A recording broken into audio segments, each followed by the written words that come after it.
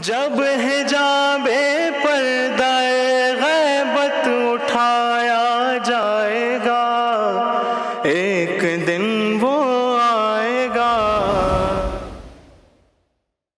He is the Imam Jummah Mahfil Panjatani, Panvel, New Mumbai, graduate from Maulana Azad University.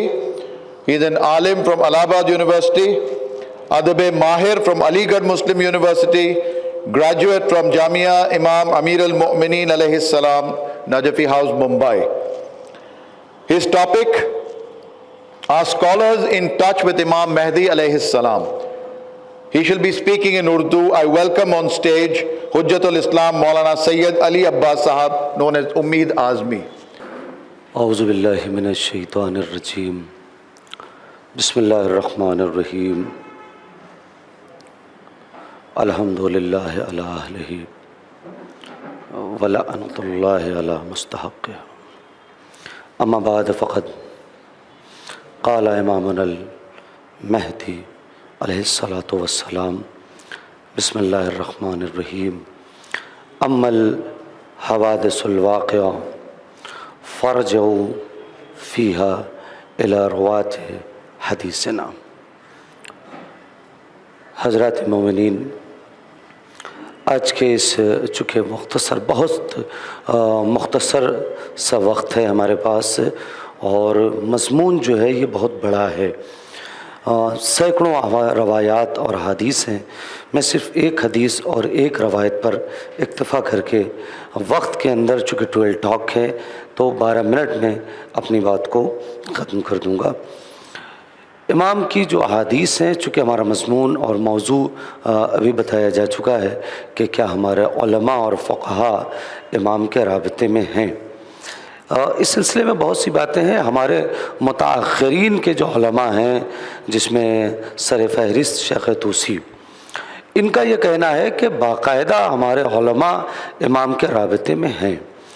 اس کی وجہ اور اس کی دلائل بہت سارے دیے ہیں انہوں نے، وقت نہیں ہے کہ ہم ان دلائل کی طرف جائیں گے۔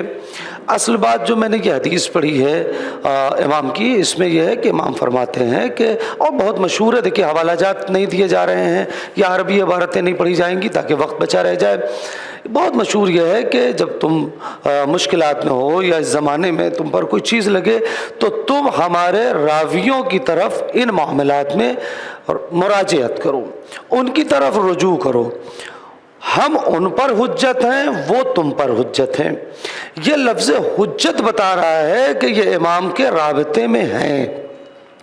اگر یہ امام کے رابطے میں نہ ہوتے تو امام کبھی یہ نہیں کہتے کہ ہم ان پر حجت ہیں اور یہ تم پر حجت ہیں۔ یہ حجت بتا رہی ہے کہ یہ امام سے ان کا رابطہ ہے۔ آگے گفتگو آئے گی کہ رابطہ کس طرح ہے۔ دیکھیے، امام کا جو دور غیبت ہے وہ 2 طریقے کا ہے، غیبت صغریٰ، غیبت کبریٰ۔ غیبت صغریٰ کا جو زمانہ ہے اس میں نواب عربہ کے ذریعے سے امام باقاعدہ رابطے میں تھے، ان کے ذریعے سے بقیہ افراد نواب عربہ کے ذریعے سے امام سے رابطے میں تھے۔ مگر غیبت کبریٰ کے زمانے میں 329 کے بعد سے لے کر غیبت جو کبریٰ کا زمانہ جو شروع ہوا، اس میں یہ رابطہ بظاہر منقطع ہو گیا، بظاہر منقطع ہو گیا، لیکن بباطن منقطع نہیں ہوا۔ چونکہ امام غیب میں چلے گئے تو بظاہر منقطع ہو گیا، بباطن منقطع نہیں ہوا۔ کیوں؟ اس لیے کہ جب امام نے یہ کہہ دیا کہ تم ان کی طرف مراجعہ کرو، ہم ان پر حجت ہیں، جب امام کہہ رہے ہیں کہ تم ان کی طرف مراجعہ کرو، آپ دیکھیں اگر آپ کسی کی طرف کسی کو بھیجیں گے تو اس کے تمام اعمال سے غافل نہیں ہوں گے۔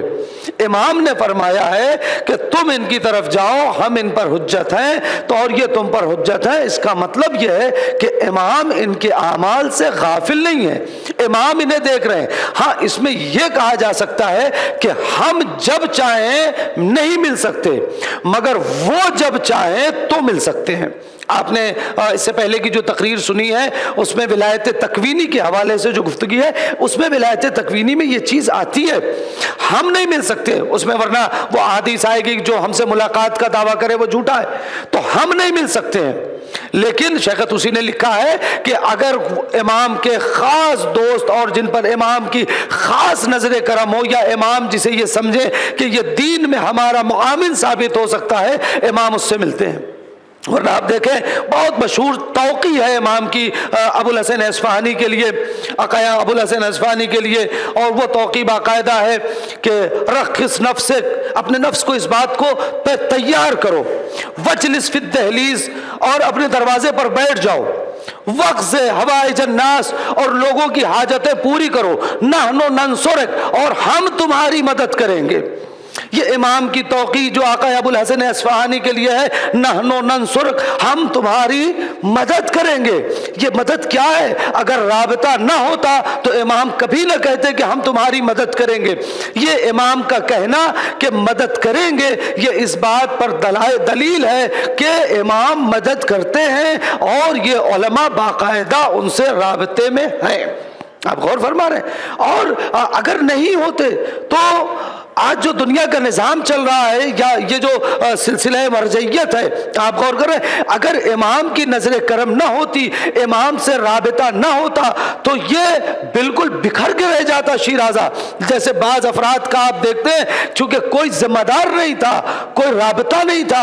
اور آپ کو بتاؤں کہ مکیال المکارم میں آقا موسوی اصفہانی نے پورا ایک چیپٹر اس سلسلے میں لکھا ہے، آپ مطالعہ فرمائے اس میں، کہ امام سے رابطہ کیسے کیا جا سکتا ہے، امام سے رابطے کو کیسے بڑھایا جاتا ہے۔ اس میں انہوں نے 20-25 پوائنٹس لکھے ہیں کہ جس میں بتایا ہے کہ امام سے اگر رابطہ بڑھانا ہو، یا امام سے آپ رابطہ کرنا چاہیں تو کیسے کریں۔ ان میں چند چیزیں میں آپ کی خدمت میں عرض کرنا چاہتا ہوں، اور اس ٹویل ٹاک کے ذریعے سے جہاں تک بات پہنچے گی میں کوشش کروں گا کہ میری بات میرے وقت کے اندر ختم ہو جائے۔ اس میں جو انہوں نے لکھا ہے آقا موسوی اصفہانی نے مکیال المکارم میں، کہ کس طریقے سے امام سے رابطہ، اس میں پہلے کہ اگر آپ چاہتے ہیں کہ آپ کے امام سے رابطہ بنا رہے، یہ لکھا ہے یہی لفظی کے ساتھ ہے کہ اگر آپ چاہتے ہیں کہ آپ کا امام کے ساتھ رابطہ بنا رہے تو آپ کو امام کا انتظار کرنا پڑے گا۔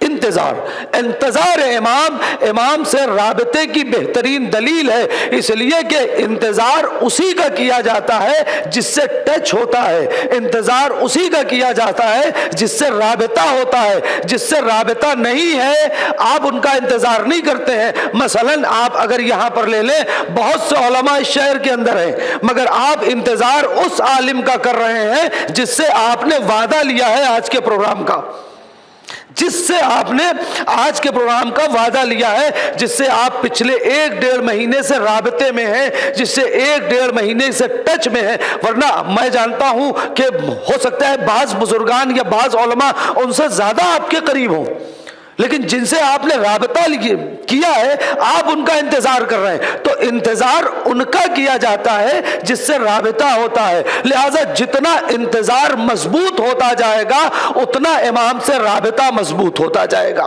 ایک جو انہوں نے لکھا ہے مکیال المکارم میں آقا موسوی اصفہانی نے، اس کے بعد وہ کہتے ہیں کہ امام کے دور غیبت میں امام کے لیے دعا کرنا۔ آپ غور کر رہے ہیں، وہ انہوں نے لکھا ہے کہ امام کے دور غیبت میں اگر کوئی چاہتا ہے کہ اپنے رابطے کو مضبوط کرے تو وہ امام کے لیے بہت، میں نے کہا 20-25 پوائنٹس ہے، میرے پاس وقت نہیں ہے کہ میں اس تفصیل میں جاؤں۔ امام سے رابطہ رکھنا چاہتا ہے تو وہ امام کے لیے دعا کرے۔ پھر وہی بات یہ ہے کہ دعا اسی کے لیے کی جاتی ہے جس سے رابطہ ہوتا ہے۔ جو افراد آپ کے رابطے میں نہیں ہے، جنہیں آپ جانتے نہیں ہیں، ان کے لیے تصور دعا نہیں ہے۔ اگر آپ مومنین مومنات مسلمین تو کہیں نہ کہیں رابطہ ہے۔ یہ جو آپ دعا پڑھتے ہیں اللہم اغفر للمومنین والمومنات والمسلمین والمسلمات الاحیاء منکم والاموات، آپ پورا الاخر پڑھتے ہیں، تو میں تفصیل میں نہیں جانا چاہتا۔ یہ کیا ہے؟ یہ ایک رابطہ ہے۔ کوئی آپ کا دینی بھائی ہے، کوئی آپ کا اسلامی بھائی ہے، آپ غور کر رہے ہیں۔ لہٰذا یہ ایک کوئی نہ کوئی رابطہ ہے جس کی بنا پر آپ دعا کرتے ہیں، اور بہترین عبادتوں میں سے عبادت ہے اس وقت اپنے امام کے لیے دعا کرنا۔ اسی طریقے سے تیسری چیز جو انہوں نے لکھی ہے کہ آپ امام کے چاہنے والوں کی مدد کریں۔ جیسا ابو الحسن اصفہانی کی جو توقیع میں نے اس وقت آپ کی خدمت میں پڑھی ہے، اس میں یہ ہے کہ آپ اپنی دہلیز پر بیٹھ جائیں، آپ غور کر رہے ہیں؟ یہ ایک بہت، یہی ایک جملہ کافی بڑا چیپٹر ہے کہ آپ اپنے رخص نفسک، آپ اپنے نفس کو اس بات پر آمادہ کریں، مائل کریں کہ آپ اپنی دہلیز پر بیٹھیں، وجلس فی الدہلیز، اپنی دہلیز پہ اپنے دروازے پہ جا کے بیٹھ جائیں، لوگوں کی حاجتوں کو پوری کریں، نحن ننصرک، ہم تمہاری مدد کریں گے۔ اور آپ دیکھیں اگر امام کی نظر کرم نہ ہوتی، مقدس اردبیلی کا بڑا مشہور سا واقعہ ہے، جلدی سے میں اس کو بھی 1 منٹ کے اندر بات کو پہنچا دوں۔ مقدس اردبیلی اپنے تمام حاجات کے لیے اپنے وقت کے امام کے پاس، یعنی امیر المومنین علیہ الصلوۃ والسلام کے پاس نجف اشرف تشریف لے جاتے تھے، اور باقاعدہ روایت کہتی ہے کہ مقدس اردبیلی کی مولائے کائنات سے بات ہوتی تھی۔ ایک دن مقدس اردبیلی اپنے مسائل کے سلسلے میں شب کے آخری حصے میں گئے اور امیر المومنین علیہ الصلوۃ والسلام کی بارگاہ میں اپنے مسائل کو رکھا، تو وہاں سے راوی کہتا ہے کہ امام نے کوئی جواب دیا اور مقدس اردبیلی سیدھے نکل کے مسجد کوفہ چلے گئے۔ وہاں سے راوی، وہ جو پیچھے ان کا شاگرد تھا، وہ بعد میں وہ پوری تفصیل ہے، اس نے پوچھا کہ کیا ہوا، آپ وہاں سے یہاں ہوئے اور وہاں ایک پلر کے پاس اور ایک گوشے میں گئے اور وہاں ایک نور دیکھا اور وہ بات ہوئی۔ کہا کہ میں اپنے مسائل کے سلسلے میں امیر المومنین علیہ الصلوۃ والسلام کے پاس گیا تھا، امیر المومنین نے کہا کہ اس وقت تمہارے امام مسجد کوفہ میں ہے، تم جا کے اپنا مسئلہ اپنے امام کے سامنے رکھو، امام تمہارا موجود ہے، تم جا کے اپنے امام سے گفتگو کرو اپنے مسائل کے حل کے لیے اپنے امام سے۔ یہ امیر المومنین علیہ الصلوۃ والسلام کا مقدس اردبیلی سے کہنا کہ جا کے تم اپنے امام کے سامنے اپنے مسائل کو رکھو، جا کے تم اپنے امام کے سامنے اپنی بات کو رکھو، جا کے تم اپنے امام سے رابطہ کرو، یہ اس بات کی دلیل ہے کہ ہمارے علماء رابطے میں ہیں۔ لیکن اب اس کا مطلب یہ نہیں کہ جو چاہے رابطہ کر سکے، اس میں بس یہ کہا جا سکتا ہے کہ اپنے عمل کو، اپنے کردار کو، اپنے کیریکٹر کو آپ اتنا اوپر لے کر آ جائیے کہ آپ کو نہیں کہنا پڑے کہ میں امام سے جا کر ملوں، امام خود تلاشتے ہوئے آپ تک آئیں گے۔ جیسا اس سے پہلے امام کے حوالے سے اور اس سے پہلے کے ائمہ کے حوالے سے یہ روایتیں مشہور ہیں کہ کس طریقے سے امام جاتے تھے اور جا کر ملتے تھے۔ تو 3 چیزیں، آخری چیز میں بات کر کو تاکہ میرے وقت میں بات ختم ہو جائے۔ امام کے جو شیعہ ہیں، امام کے جو چاہنے والے ہیں، ان کی مدد کرنا، اس کے علاوہ امام سے منسوب جو دعائیں ہیں ان کی تلاوت کرنا اور لوگوں کو اس تلاوت پر آمادہ کرنا۔ آپ غور کریں، دعائے ندبہ ہے، امام کی سلامتی کی دعا ہے، زیارت آل یاسین ہے، ان کی خود بھی تلاوت کرنا اور اس کے بعد اس تلاوت کی طرف لوگوں کو مائل کرنا امام سے رابطے کو مضبوط کرتا ہے۔ چونکہ ان کے جب آپ مفاہیم میں، ان دعاؤں کے مفاہیم میں جائیں گے تو آپ کو لگے گا کہ رابطہ ہے۔ اور اگر کوئی، بس میں آخری بات، چونکہ 36 سیکنڈ میرے پاس بچے ہیں، آخری بات میں کہہ کے بات کو ختم کروں، اگر کوئی یہ کہتا ہے کہ امام سے رابطہ نہیں ہو سکتا تو اس کا مطلب یہ ہے کہ وہ کہہ سکتا ہے کہ خدا سے بھی رابطہ نہیں ہو سکتا ہے۔ اس لیے کہ جس طریقے سے امام پردہ غیب میں ہے، خدا بھی تو ظاہر نہیں ہو سکتا۔ کون بندہ ہے جو یہ کہہ سکتا ہے کہ وہ بندہ ہو کر اپنے خدا کے رابطے میں نہیں ہے؟ آپ غور کر رہے ہیں، پروردگار عالم نے کہا ہے کہ اے میرے بندوں گھبرانا نہیں، میں تمہاری رگ، نحن اقرب من حبل الورید، میں تمہاری رگ جاں سے زیادہ قریب ہوں۔ یہ رگ جاں سے زیادہ قریب خدا ہے، تو اس کا مطلب یہ ہے کہ جب خدا رگ جاں سے زیادہ قریب ہے تو خدا نے جسے ہم پر حجت بنا کر بھیجا ہے وہ بھی رگ جاں سے زیادہ قریب ہے۔ ہم اس کے رابطے میں اسی طریقے سے ہیں جیسے بندہ خدا کے رابطے میں ہے، خدا کے رابطے میں سجدے کی بنا پر ہے اور اپنے امام سے رابطے میں دعا کی بنا پر ہے۔ وآخر دعوانا ان الحمد للہ رب العالمین۔